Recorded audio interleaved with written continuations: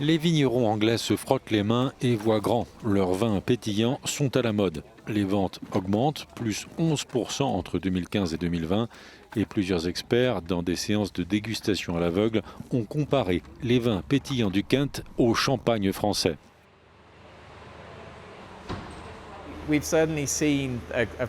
Nous avons bien noté un regain d'intérêt de la part de l'étranger ces dernières années. Les médias et les critiques parlent de nous de manière plus positive.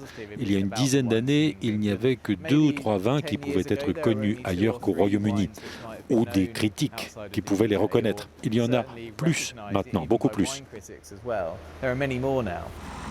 Les vignes du Kent sont moins ensoleillées que celles de Champagne, mais elles poussent sur des sols qui contiennent eux aussi beaucoup de craie.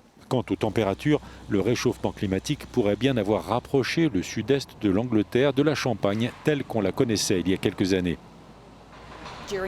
Pendant la période de croissance de la vigne, les températures moyennes dans le sud de l'Angleterre sont à peu près les mêmes que celles en Champagne il y a quelques décennies. Les producteurs de Champagne voient le potentiel des terres du sud de l'Angleterre.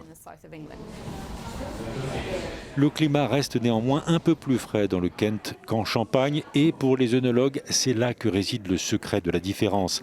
Les vins pétillants anglais sont plus frais, légèrement plus acides, alors que les champagnes ont un goût plus généreux en fruits